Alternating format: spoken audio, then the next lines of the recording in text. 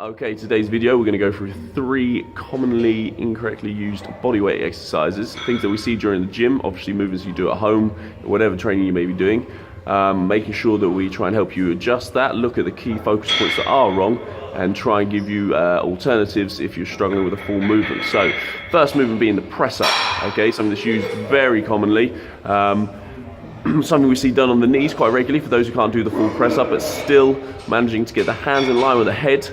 As you can see, they're rocking back, opening up the shoulder cavity, not getting full range of motion, and really not getting a great deal of benefit, especially not working those tris or the chest greatly. So to adjust this, we would move the hips forward, get those hands in line with the chest, engage the core, the abs, keep everything nice and tight and focused, dropping down. Now you will find this a harder way to do it.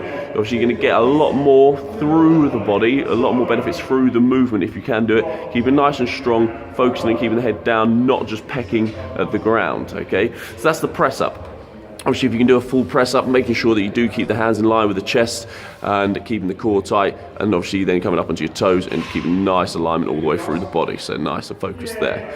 The next movement we're going to go into, okay, we're going to look at mountain climbers. So whilst in this position also, your feet wouldn't be on the mat, but as you keep the core tight here, the massive areas we see is a lot of sort of driving up, but just kind of toe tapping, coming through, bum up in the air, not really engaging any of the abs, not trying to drive through or coming deep into the knees, getting real strain, dropping the hips and causing a lot of pressure in the areas that don't need to be done, and really not getting the focus through. So what we want to be doing as we come into it now is start to think about getting that alignment, keeping the upper body strong, engaging the core, like you would do in the press up to start with, and then drawing in those knees, trying to drive them in between the elbows, focusing, thinking about the lower abdominal area as well, thinking that you're drawing, keep the core tight and working that pace all the way through, but keeping nice and structurally strong all the way through the body and not just kicking your legs around the place, okay? Third movement. Now this one, okay, can get a lot of people confused even just by the term that's used. People say doing a sit-up or doing a crunch. Now if you read that, that can mean many different things to many different people, okay? So people doing a full sit-up, as they think is being shown here now, where they're swinging their arms, getting the back off the floor, arcing, not even really engaging the abs, but flinging themselves up, thinking they're doing a full setup, which is not benefiting those abs at all.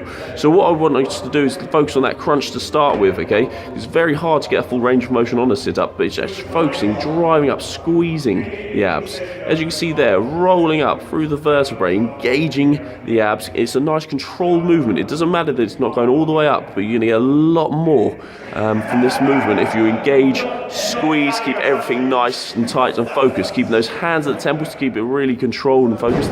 Now, if you start to feel a strain through the neck, you can put the tongue to the roof of your mouth, okay, and just engage that, which hopefully takes out the stress and the pulling up from your neck, rather than actually use that abdominal area to work. As you see, really slow and controlled, but getting real benefits from those crunches. Okay, so 3 movements there. Think about what it is you may do, what mistakes you may be making, and try and start to implement these things. Remember, just going through it in the motions as fast as you can isn't going to benefit you, but make sure you take a little bit more time, maybe a little bit tougher, but you can get the real benefits from that. Thanks, guys.